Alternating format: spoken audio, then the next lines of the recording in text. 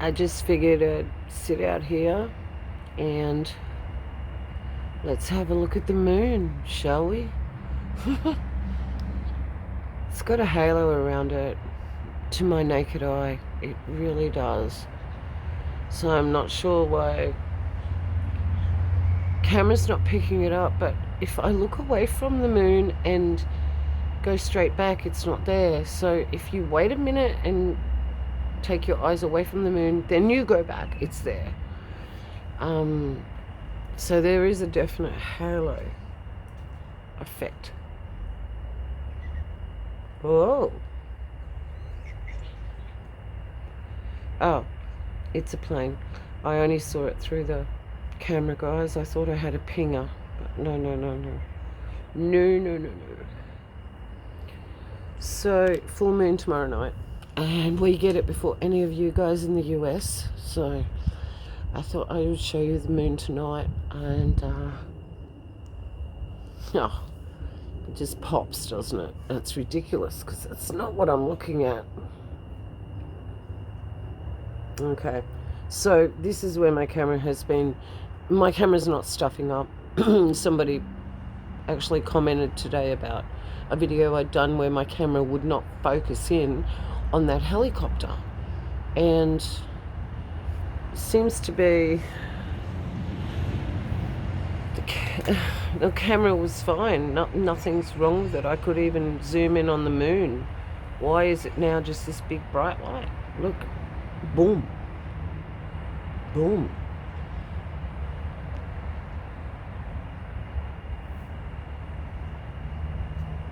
There is the halo that is disguised, and so it's showing it in another contrast. Look at that. You can see it. And then if you go down, and I'm not doing this, this is what I don't understand. So I'm going down, and then it's going to go black. Watch, it'll go black. Watch, there it is. And I was going so slow. Whoop, little by little by little by little. There it is. Interesting.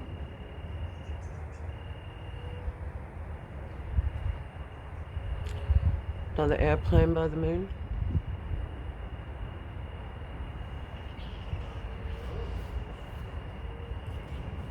Nothing to see here.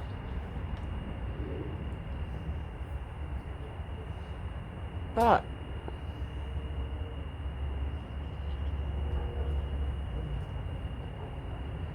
things change very quickly. Very quickly.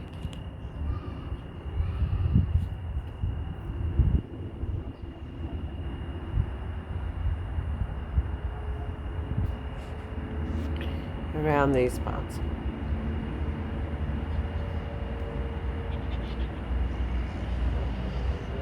I've heard some amazing stuff today, guys.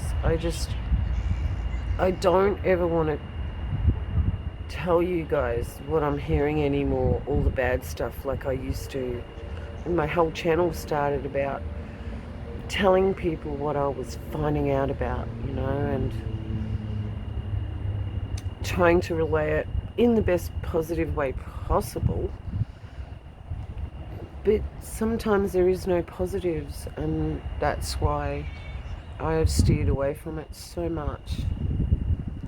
And just want to focus on living, being a real person. I've been going and working out again.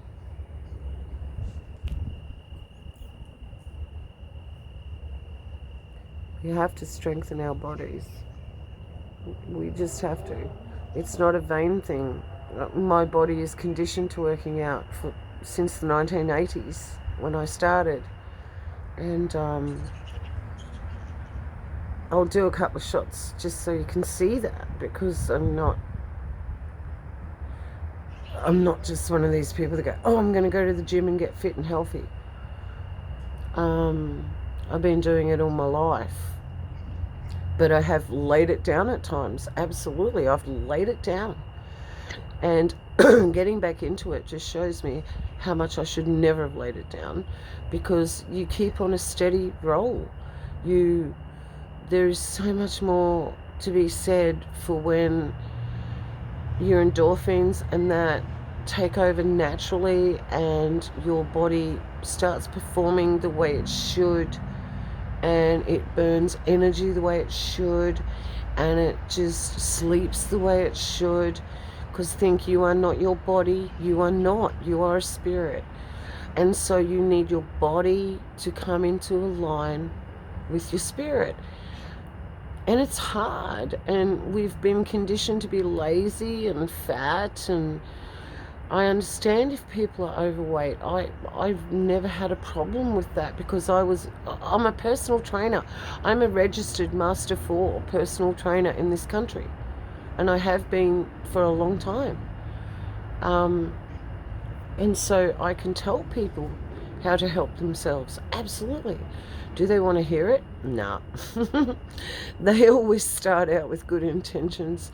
It takes a very disciplined person to actually keep your fitness your whole life. And like I said, I've dropped the ball, but I've never dropped it enough to lose my fitness. That's the difference with me, I guess, that I've always kept that in check.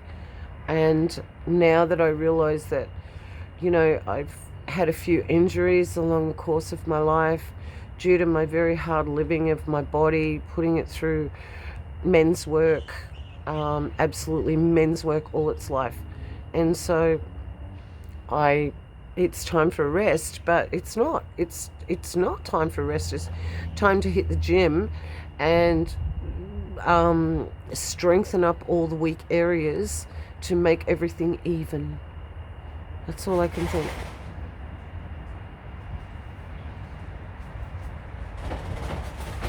Hey Bo, hey Jazz. Somebody let you guys out. Good. So, yeah, that's about all I've got to say tonight, but I'm just so pleased that I've set some goals, and because I got so sick, I did a massive workout like on the Friday and I got sick on the Sunday, and that's why I just never went back to the gym until today, and it was the first day I felt good enough. I'm still not right, but I tell you what, I know what I did will set me right, because even after my workout, I got into the magnesium pool and I went underwater. I'm a diver, guys, if you don't know. I've said it in previous videos, but I don't swim. I do swim, I'll do laps, but I'm a diver. I hold my breath and I swim underwater, and I was just going in this magnesium pool underwater after the workout, because that is what will save my muscles. So, there's always a method to the madness, and you don't really need that much education. You just need a little bit, and how to get your body through the worst of when you first start working out. And then when you keep doing it and you get strong, but your mind gets strong. That's the thing. It just changes you. And, God wants us to help ourselves. He's given us the tools to. And so we should be using these tools to help ourselves, and that will build up our resilience towards the enemy. And so we will have a way better platform in which to fight the things that are going to come into our life, because it's just no doubt it's coming into everybody's life, and none of us can stop it. And we really need to take a hold and a charge of just ourselves and go, right, we're not accountable for anybody else. We're not accountable for their decisions, whether they believe this or believe that. No way. What we are accountable for is how we react towards everybody in every situation. And so once we get our physical body starting to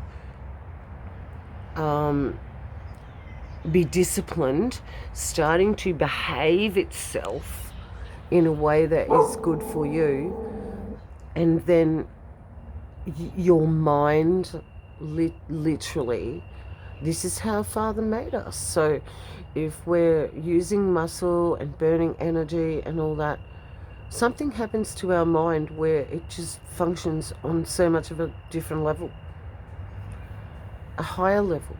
And it is a higher level, because when you're in that slumber state where you're laying down, you're inactive, I don't lay down, so I don't know, but people that lay down and they're inactive and stuff, right? Like, you have to think that your brain waves when you're doing nothing are very low. Oi, people walking around out the front. Yeah, good dogs. Yeah, you picked it up. Good boy, Bo. Good boy. Come on. Good job. Still doing your job after all these years, mate. You're so good. Thank you, my big boy. Come on. They're gone now. I can see them. They've gone. What an amazing dog. What an amazing story, that dog. What a testimony. What a testimony that dog's life will be one day when I put it all together.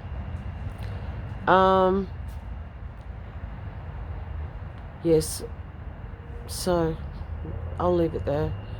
Obviously that was meant to be, and I think I've said what I needed to, but we can put ourselves on a bit of a higher level.